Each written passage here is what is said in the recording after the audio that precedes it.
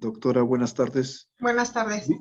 Bien, continuando con las ponencias de la tarde, ahora me toca presentar a la doctora Sandra Grisel Mora Ravelo. La doctora tiene un postdoctorado en Química de Suelos en Consiglio Nazionale del Ricerca Instituto al Estudio de Ecosistemas de Pisa, Italia. Tiene un doctorado en el Colegio de Posgraduados, programa de Hidrociencias. Es una egresada de nuestro posgrado. Dentro de sus investigaciones se encuentran investigaciones en fitorremediación de lodos provenientes de aguas residuales y lodos derivados de la extracción de gas con plantas nativas de Tamaulipas y la descontaminación de metales pesados en aguas residuales. Cuenta con publicaciones en revistas nacionales e internacionales, capítulos del libro y un libro. Tiene vinculación y colaboraciones con investigaciones de Italia, con la Universidad Veracruzana, con la Universidad Benemérita de Puebla y con el Instituto Tecnológico de Ciudad Victoria,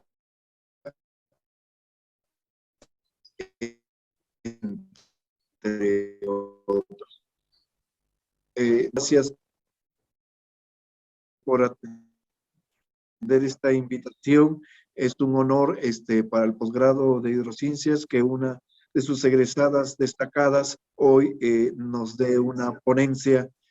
Bienvenida, doctora, y adelante.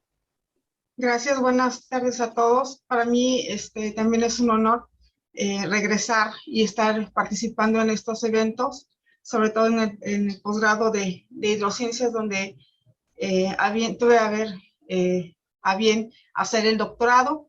Y bueno, ya que estamos con la temática del Día Mundial del Agua, pues ya muchas de las ponencias han expuesto los problemas que hay hoy en día por el uso indiscriminado de agua, ¿verdad? Entonces, bueno, el tema de hoy que les voy a compartir son los procesos innovadores en el uso de plantas y microorganismos en el saneamiento de lodos residuales con fines en el uso de suelos agrícolas.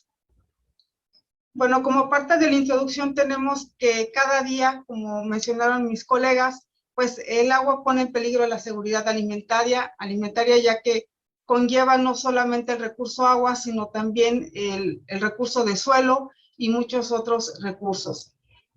Esto tiene que ver mucho con el desarrollo sostenible del mundo y amenaza a la población mundial que vive sobre todo en zonas agrícolas. Esto de acuerdo al director de la FAO en el pasado año 2021. Dentro de las estadísticas que se tiene, el año pasado se reportó que la agricultura ocupa el 72% de las extracciones de agua superficial y subterránea, lo cual pues es cada día más alarmante. Actualmente se estima que alrededor de 2.250 kilómetros cúbicos al año de efluentes se vierten en el medio ambiente, de los cuales 330 kilómetros cúbicos al año pertenecen a aguas residuales urbanas y 660 kilómetros cúbicos al año como aguas residuales industriales. Todo esto conlleva a que el agua que estamos usando se desperdicia de manera indiscriminada y el uso de aguas residuales no se le está dando un uso, el cual podría ser una alternativa para no tener un uso indiscriminado de agua potable. Es por ello que en algunos países como el Medio Oriente y Asia Occidental ya se han hecho experimentos y ya tienen dentro de su vida cotidiana la reutilización de aguas residuales y la desalinización. Para ello surgen ecotecnologías innovadoras para reutilizar esa agua residual que no le damos un uso y que, sin embargo, nos trae consecuencias no solamente al ambiente, sino también a la salud humana.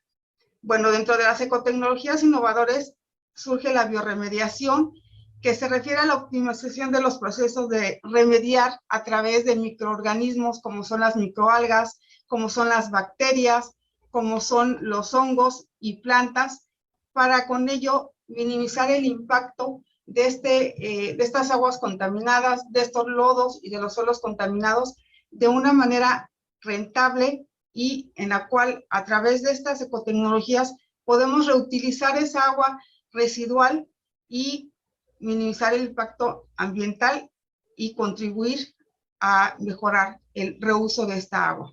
La siguiente, por favor. Bueno, dentro de los microorganismos que se han utilizado a la fecha también existen las macro y microalgas. Este uso de microalgas, si vuelve a la anterior, por favor. Si regresa, por favor, a la anterior diapositiva. Gracias, perdón. Bueno, el uso de macroalgas y microalgas se le llama fitorremediación y la función que tienen estas macro y microalgas es la absorción de metales más los nutrientes como el nitrógeno, el fósforo y materia orgánica que vienen dentro de esa agua residual para absorberlos y con ello tener menos impacto al ambiente al absorber estos metales y nutrientes. La siguiente, por favor.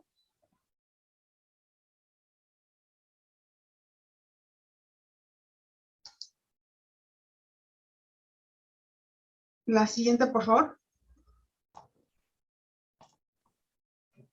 Otros microorganismos que son utilizados en el suelo son las bacterias, las cuales también han contribuido a descontaminar no solamente lodos, sino también suelos, ya sea a través de los consorcios con las bacterias nativas o a través de la inoculación de este consorcio de bacterias que pueden ser ya probadas a través de experimentación en laboratorio en combinación con las que se tienen en el suelo original que está contaminado. Las bacterias son muy importantes, no solamente son nocivas a la salud, sino que también pueden, a través de un buen manejo, contribuir a la transformación, secuestro y acumulación de elementos potencialmente tóxicos. La siguiente, por favor.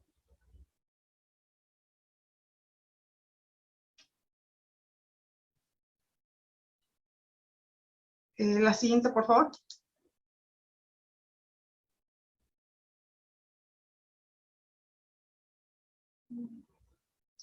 Bueno, entre los géneros más utilizados en los suelos contaminados por hidrocarburos se tienen los géneros Pseudomonas, Bacillus, Actinobacter, Serratia y Proteus. Todos estos géneros que yo les comento a nivel mundial son los que se han registrado y con los cuales se han tenido mejores reportes en cuanto a la descontaminación, sobre todo en suelos contaminados con hidrocarburos.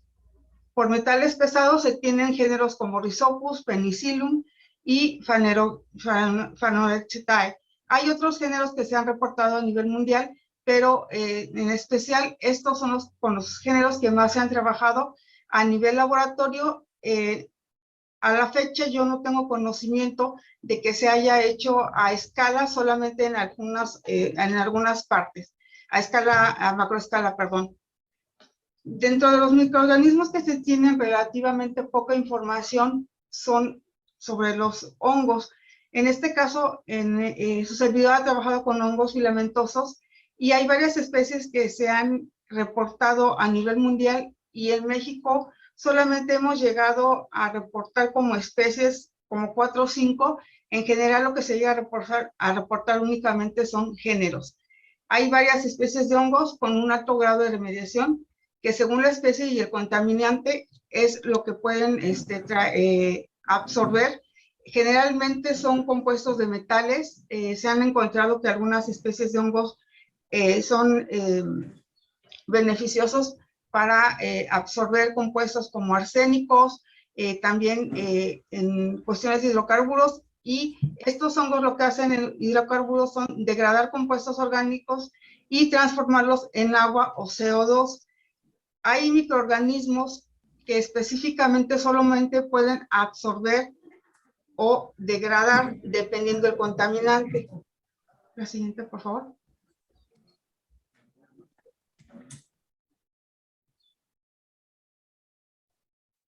Es importante recalcar que los hongos no degradan elementos potencialmente tóxicos, es decir, algunos metales, solo pueden ser transformados, inmovilizados o retirados de un medio. Generalmente lo que se hace es inocular los hongos y utilizar algunas plantas para que también se lleve a cabo una bioacumulación, una biotransformación y una bioabsorción de esos elementos. La siguiente, por favor.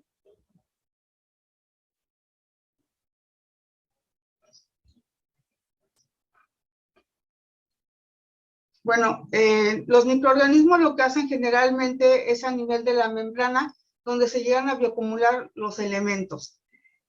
Lo que más se ha utilizado recientemente es la fitorremediación, que es un conjunto de procesos fisiológicos, principalmente de plantas, y que se han utilizando tanto en compuestos inorgánicos como en compuestos orgánicos. En el caso de los lodos, se ha ocupado principalmente plantas nativas de los lugares para hacer uso también de esa planta, de esa diversidad de plantas que se tienen a nivel local o a nivel estatal, para tener un conjunto sostenible de todo lo que se tiene como recurso, hacer útil la remediación de los sitios. En cuanto a la fitorremediación, existen varios mecanismos que llevan las plantas en combinación con microorganismos. Todos estos tipos de fitorremediación tienen su importancia y a la vez tienen diferentes procesos de cómo extraer, degradar o inmovilizar, ya sean compuestos orgánicos o inorgánicos. En el caso de la fitovolatilizzación, disculpen por favor, lo que hace la planta es, a través de las raíces con los microorganismos, elementos como el selenio o el mercurio van hacia la parte aérea de la planta y en la hoja transpiran estos metales de tal manera que no tengan un efecto contaminante hacia el medio ambiente. La fitoextracción también es una combinación tanto de la raíz con microorganismos. Lo que hacen es tener compuestos que son sobre todo elementos potencialmente tóxicos, transformarlos en elementos que no sean dañinos a la salud ni al ambiente. En la risofiltración, aquí también tiene que ver mucho la raíz y los microorganismos que hacen la transformación de elementos, ya sea orgánicos, transformarlos en agua y CO2, y los metales ponerlos en formas menos tóxicas hacia la planta y hacia el ambiente. Los contaminantes más susceptibles de ser tratados son los inorgánicos, en el caso de los metales pesados, isótopos radiactivos, en el caso del selenio y el estroncio y algunos nutrientes. Estos no pueden ser degradados, pueden ser únicamente estabilizados en el suelo y secuestrados en los tejidos de la planta. Básicamente, todos los secuestros que se hacen por la planta se hacen a nivel de la raíz. Básicamente, todos los elementos se quedan en la raíz, muy pocos suben hacia la hoja y hacia lo que sería el tallo. Generalmente se quedan a nivel de la raíz. En cuanto a los orgánicos, estos pueden ser degradados en la zona radicular, absorbidos y después degradados, secuestrados o volatilizados, dependiendo del elemento en el que se trate.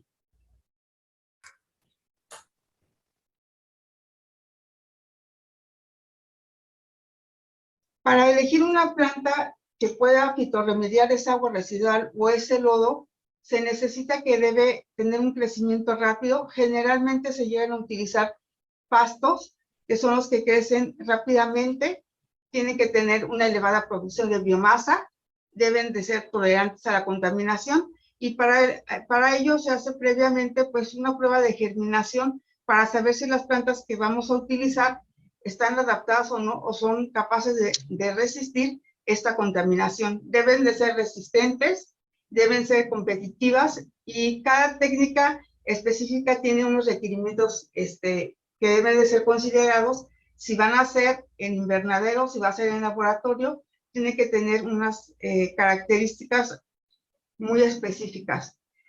Dentro de las especies de plantas que nosotros hemos utilizado para remoción, sobre todo de metales pesados en lodos residuales aquí en Ciudad Victoria, hemos ocupado plantas nativas y algunas plantas que son invasoras a través de un listado reportado por Mora y Olivo y Villaseñor.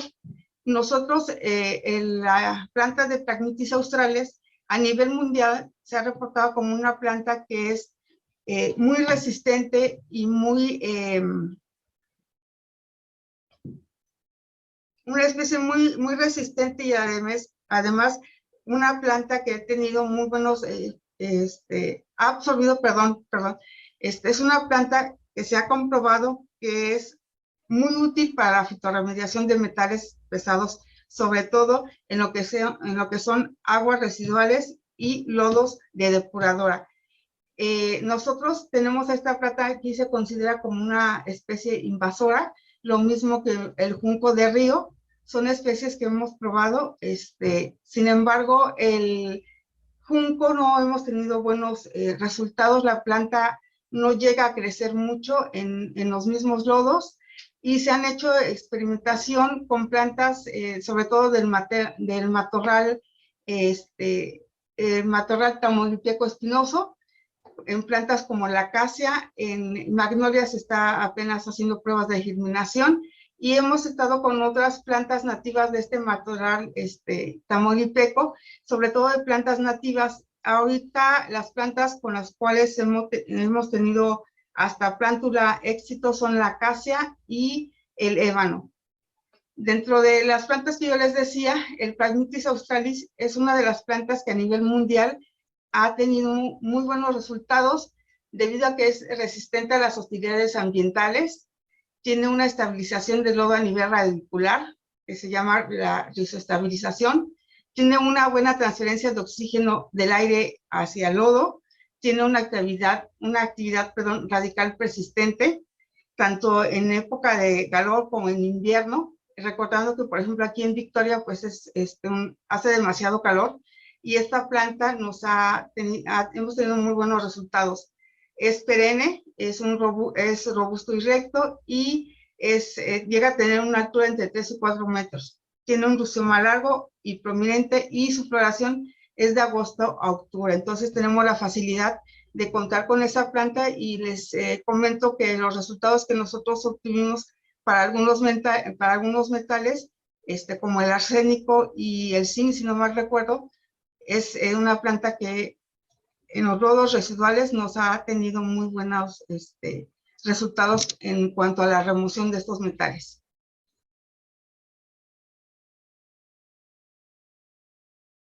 La siguiente, por favor. Los resultados que aquí les voy a presentar son resultados de estudiantes de maestría. Nosotros nos hemos enfocado a tratar los problemas que tenemos en cuanto a las aguas residuales de lo que es Ciudad Victoria y parte de Tampico. En el primer estudio de caso que tuvimos fue la destoxificación de arsénico, magnesio y plomo, perdón, ahí tuve un error en plomo, con una especie de microalga, Chlorella vulgaris CLB2, una cepa que nos proporcionaron de la Universidad de Baja California. Nosotros utilizamos agua residual de un cárcamo, donde, si pasan la siguiente, por favor.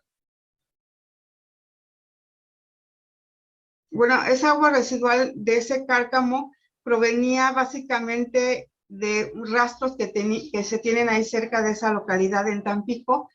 Cuando ustedes llegan a ese cárcamo, el agua residual es bastante grisácea, tiene un olor bastante desagradable. Nosotros lo que hicimos como primera observación fue poner a crecer la Chlorella vulgaris.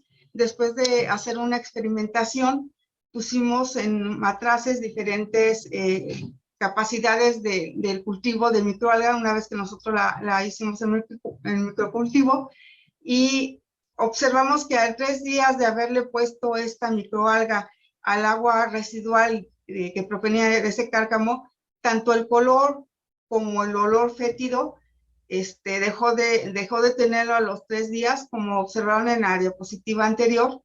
El agua ya de pasar a ese color grisáceo se tornó claro y el olor ya era mucho más agradable. De hecho, ya no olía a ese olor fétido de rastro. Y bueno, posteriormente lo que se hizo fue en otro experimento que se hizo ya a nivel de campo, en unas camas que se tenían en el Tecnológico de Ciudad Victoria. Lo que se hizo en cubetas fue traer el lodo de esa depuradora de Ciudad Victoria. Estos fueron lodos de Ciudad Victoria, donde en esta planta de tratamiento, los lodos que sacan después de todo el procesamiento de las plantas de tratamiento lo desechan, porque sale muy caro transportar los lodos hacia un confinamiento de algún basurero o donde se puedan cubrir, y lo que se hace es tirarlos, como pueden ver en esta imagen, se tiran en el terreno de la propia depuradora, y lo que generan, pues aparte de todo, es un foco de infección muy fuerte. Y nos decía la química que ella observaba que en esos lodos de repente había plantitas como tomates y flores, y bueno, se debe a que estos lodos pues son ricos en nutrientes, en nitrógeno, fósforo, materia orgánica, además de patógenos que puede contener. Y entonces lo que nosotros hacemos con estos lodos es llevarlos como pudieron ver en la diapositiva anterior, hicimos un experimento donde los pusimos en macetas de 20 litros, con capacidad de 20 kilos, perdón. Se puso el Pragmitis, y lo que se hizo ahí fue poner al Pragmitis para ver qué tan resistente era con los lodos. Tuvimos muy buena, en la época que los pusimos fue en época de calor, la temperatura efectivamente no le afectó, crecieron bastante, y aunque los límites de metales pesados como arsénico y plomo no sobresalen a la norma mexicana, sí tuvo un impacto en remediar o remover un poco de esos metales en esas aguas residuales, además de que ya se le da ese uso. La tendencia es que se lleve a un proceso de fitoestabilización, el cual desgraciadamente pues no se puede hacer en 1 año o 2 años, sino lleva un poquito más. Pero estos lodos, la idea es que una vez que estén fitoestabilizados, llevarse a suelos que son ya erosionados o que tienen una baja calidad, porque los lodos pueden servir no solo como fertilizantes, sino también como mejoradores en la calidad de suelo. Entonces la idea de tratar esos lodos residuales de depuradoras es tener un proceso de fitoestabilización para darle uso a esos lodos, para ayudar no solamente a la parte de erosión del suelo, contribuir a que ya no se sigan erosionando, sino mejorar la calidad de los suelos y que también sirvan como parte de fertilizantes. Esa es también la función de darle un uso a esos lodos que nada más están vertiendo y que no se les está dando, y que está generando contaminación al ambiente, y que también puede provocar ir contra la salud de las personas que están a su alrededor. En cuanto a las aguas residuales, lo que se hizo después fue este experimento que ven ustedes. Fueron pruebas de germinación que se hicieron ahora en suelos contaminados, pero fueron contaminados por extracción de gas shale.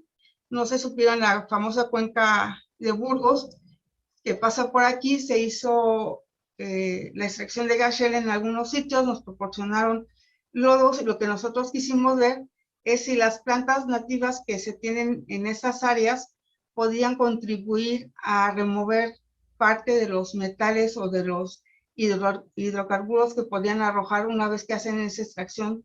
Al arrojar los lodos contaminados, se hicieron pruebas de germinación, y las únicas plantas que nos germinaron fueron la acacia y fue el ébano, que son plantas nativas de aquí, de la parte del matorral tamaulipeco, y fueron las plantas que que pasaron las pruebas de toxicidad. Una vez que tuvimos estas pruebas, las pasamos a plantas a invernadero y los dejamos hasta plántula, el tamaño tanto de ébano como de acacia fue diferente. En acacia tuvo mejor crecimiento y tuvimos mejor remoción de algunos elementos. Bueno, lo que se hizo también fue a través de las pruebas de tolerancia a nivel plántula, hacer una bioestimulación con fertilizantes a base de nitrógeno, y una posterior investigación fue el aislamiento e identificación de estos hongos filamentosos para ver qué tan efectivos son para la remoción de hidrocarburos. No se llegó nada más que hasta género. La determinación molecular todavía no se hace, y la idea es que una vez que se tengan ya la identificación hasta especie, es aplicarlos tanto en los lodos, en los sedimentos y en las aguas residuales, tanto de las depuradoras como en extracción de gas shale.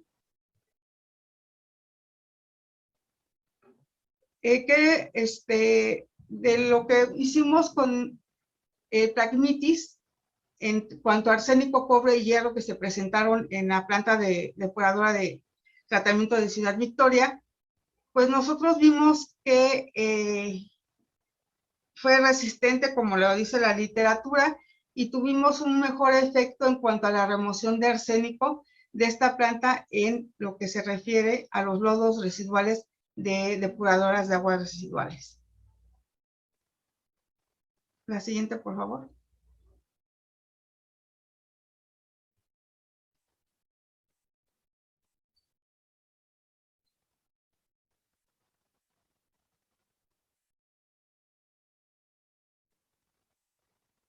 Fue un experimento en el cual se hizo un convenio con Comapa de aquí de Ciudad Victoria. Se llevó a Camas al Tecnológico de Ciudad Victoria. Se montaron las plantas, se hicieron 3 tratamientos en los cuales se hizo una combinación de lodo con suelo, el suelo y el lodo por sí solo.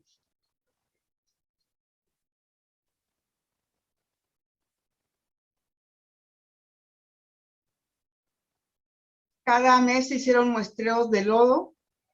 Previo a ello se hizo un análisis de ver qué cantidad tenía de cada uno de los elementos que se iban a evaluar, como fueron los metales que les comenté. Cada mes se hacían estas colectas.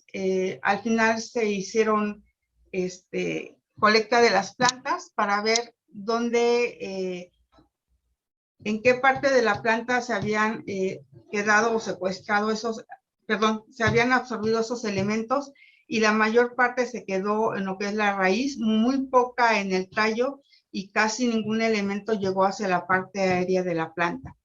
Nosotros tuvimos factores que tuvieron que ver en la remoción de los metales, fue el pH y el potencial redox que presentaron cada uno de los tratamientos.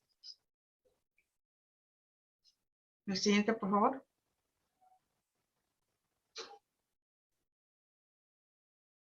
Hubo una variación en las concentraciones por cada tratamiento dependiendo de la época del año, tanto de arsénico, de cobre y fierro, como pueden observar en estas gráficas, y donde se tuvo una mayor absorción fue en la combinación de lodo residual con la planta.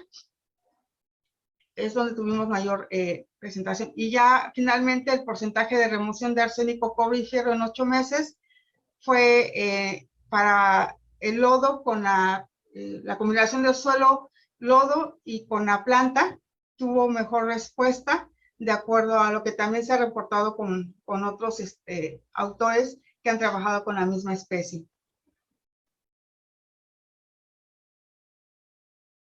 Bueno, como les comentaba hace rato, pues finalmente la mayor cantidad de los metales se quedan en la parte de la raíz, lo cual es muy bueno. También quiero comentarles que en algunos países se han trabajado plantas, sobre todo con pastos. La pregunta es, bueno, si ya estás utilizando plantas, una vez que quitas tu experimento, las plantas, si tú las tiras al suelo, pues vas a volver a contaminar el suelo. Lo que se hace en algunos países es que las raíces se incineran y esas raíces, pues, si son plantas utilizadas en metales, pueden también recuperarse las cenizas y recuperar ciertos metales. Algunos pastos todavía son utilizados como parte del alimento de ganado. Se les hacen algunas pruebas y todavía esa planta, ese pasto sin la raíz, puede utilizarse como parte de alimento del ganado. En cuanto al factor de bioconcentración de los metales, se tiene que hubo un mayor porcentaje de bioconcentración otra vez en los meses principalmente en lo que se refiere al arsénico. En los meses de septiembre se tiene mayor secuestro de arsénico en los 4 tratamientos.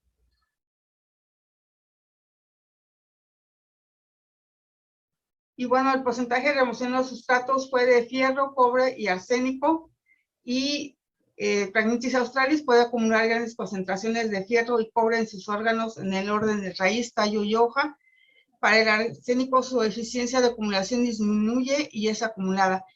Y bueno, a futuro, generalmente todo se hace a escala, a microescala, y lo que se pretende es hacer convenios con con la planta de tratamiento de aquí de Ciudad Victoria, ya que tiene un terreno grande, hacer unas camas, tener las plantas de Phragmites, y en este caso también ya queremos ver con la acacia y con ébano, que fue lo que nos dieron buenos resultados, para tener la fitorremediación ya a nivel de escala real. Estas son fotos de lo que se hizo en Italia, donde ya el proceso de fitoestabilización se llevó por 4 años, si no mal recuerdo, y aquí ustedes ven todo esto ya son las plantas que crecieron a través de esos lodos estabilizados. Entonces, de hecho, ese proceso de fitoestabilización es una técnica que se ha utilizado mucho en Italia y de hecho se hizo una patente debido al éxito que se tuvo. Entonces, la idea es que esa técnica que se aplicó a hacerla con las condiciones que se tienen aquí en México, pero en este caso la idea es utilizar los recursos que nosotros tenemos a través de las especies nativas y especies invasoras que hay en la región para darle una utilidad. Por mi parte es todo, les pido una disculpa porque me estuve con las diapositivas y todo un movimiento así y no sé si tengan alguna pregunta. Bien, muchas gracias, doctora Mora. Muy interesante esto de la fitoremediación en hidrociencias. Está tomando temas de investigación el doctor Abdul Khalil. Yo le preguntaría, ¿hay problemas de drenaje con diferentes grados y tipos de salinidad? Algunas de estas técnicas de fitorremediación se podrían utilizar para resolver estos problemas de salinidad. Pues sí se están haciendo sobre todo con algunas plantas. Si no me recuerdo, en la zona de salinidad, con lo que más se trabaja son con pastos. Entonces sí podría haber, sí se podría utilizar la parte de fitoestabilización, aunque sí sería un poco, se llevaría un poco más de tiempo, pero creo que sí se podría lograr. Sobre todo si se utilizan especies del lugar, sería más factible.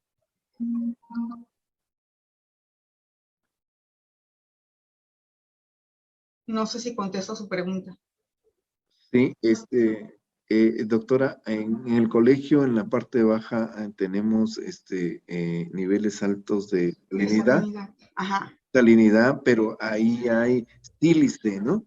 Entonces, tal vez algunas plantas que puedan fitorremediar con sílice. lo primero que se podría hacer, por ejemplo, son para saber qué resisten, bueno, de hecho, si ya las plantas están creciendo en ese suelo, pues quiere decir que sí, sí están resistentes a la salinidad, ¿no? ¿Sí están en ese terreno o no?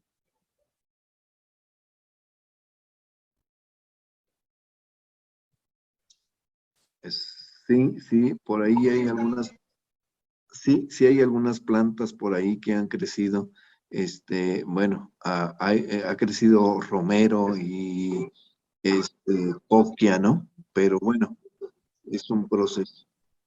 Pero sí se podría hacer porque de hecho se podría hacer a nivel de escala, por ejemplo, se podría hacer en invernadero, se podría primero hacer qué tanto, hacer un análisis de la salinidad, poner las plantas desde semilla o nivel de plántula y ver el efecto que tiene, ir haciendo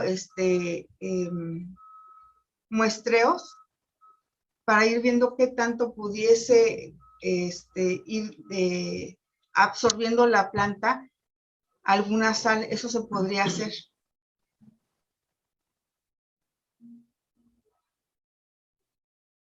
Y sería interesante. O igual con algunos pastos que no son de la zona, también se podrían hacer esos experimentos y ver si resisten más que las plantas que están dentro del colegio. Enrique.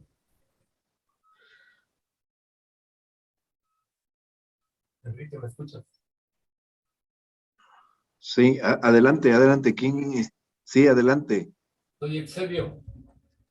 Ah, sí, adelante, Exebio.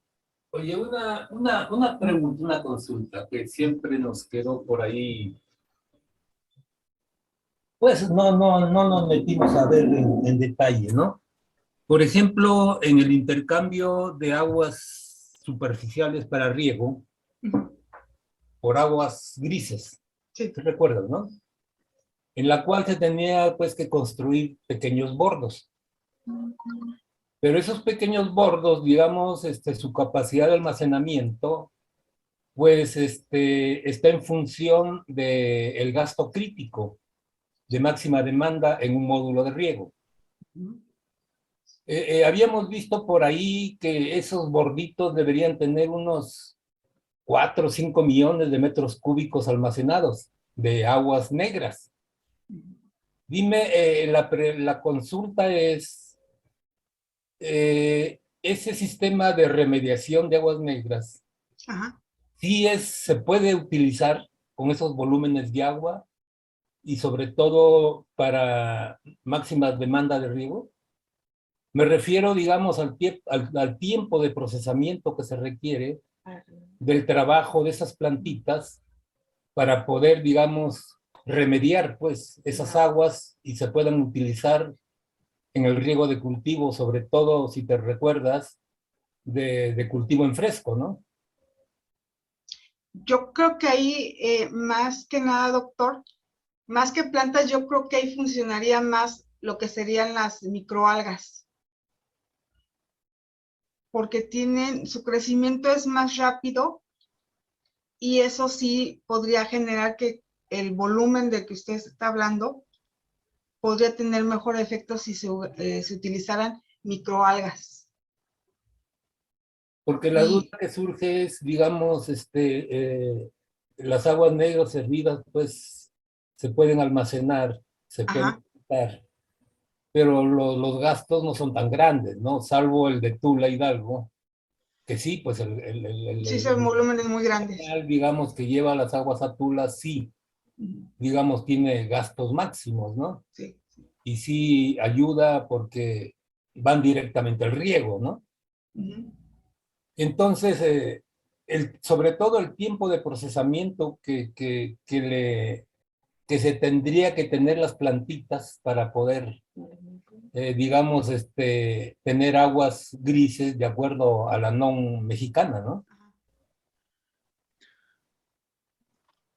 Pues ahí hay dos opciones. Una podría ser con microalgas, que de hecho, comprando una cepa que funcione, de las que ya se han reportado, si uno las pone a crecer en laboratorio, el crecimiento es rápido y se podría ocupar las microalgas. De hecho, en muchas plantas depuradoras lo que han estado utilizando últimamente son las microalgas. La otra cuestión, si se utilizan plantas, primero se tendrían que hacer pruebas preliminares a nivel microescala.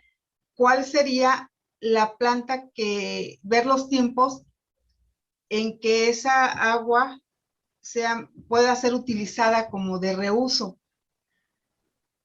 Porque otra cosa importante, se tendría que ver el tiempo de tratamiento por unidad de volumen, ¿no? Exacto, ajá. Sí. El doctor Axel Rico quiere participar. Adelante, doctor. Muchas gracias, doctor. Mucho gusto, doctora Sandra. Me parece muy interesante sus investigaciones. Desde luego yo soy muy apasionado de todo esto también. Y bueno, por ahí tengo alguna pregunta. Primeramente, fíjese que en el aspecto de hongos, por ahí ya hace tiempo el doctor Zazueta de allá de la Universidad de Guanajuato reportó que, por ejemplo, Mucor es bastante eficiente para hidrocarburos. Tiene por ahí bastantes estudios. Este género Mucor, al parecer, tiene un gran potencial. Digo, no sé si usted alguna vez haya trabajado con Mucor, pero tiene un potencial interesante. No. No lo ha trabajado. Bueno, por ahí el doctor Roberto Zazueta tiene bastante literatura al respecto. Digo, es como para sumarle a ese breviario, ¿verdad? Y la pregunta concreta es si usted ha probado lechos empacados para este tipo de tratamientos, sobre todo en agua o tratamiento de lodo en lechos empacados. ¿Alguna vez ha probado de esa forma, doctor? No, fíjate que no he probado los lechos, te voy a ser sincera. Ahorita la cuestión es que, por ejemplo, te vienen mucho las cuestiones de tratar de hacer uso de lo que tienes aquí como recursos para que todo sea sostenible. No he visto esa parte. Ahorita la idea es trabajar con las especies que se tienen aquí en el estado, ver, por ejemplo, los recursos suelo, agua, qué es lo que más, como bien decían anteriormente parte de los colegas, pues hay una relación entre suelo, agua y todo, ¿no? Si uno está mal, todos van a estar mal. No he visto esa parte. Yo ahorita lo que quiero es ver la parte de los hongos que ya se identificaron, porque tú me decías de un género. De lo que yo he visto en la literatura, se llega hasta género, no hasta especie. Yo lo que quiero es encontrar hasta la especie para que ya específicamente con eso tú puedas detectar qué especie realmente es la que se utiliza para determinado elemento, ya sea orgánico o inorgánico. Hay una empresa en Guadalajara, de hecho, que se dedica a procesos de bioremediación. De lo que yo leí, es una empresa muy grande. No, de hecho, tampoco trabaja con eso, fíjate. Yo creo que sería interesante retomar lo que tú dices, porque yo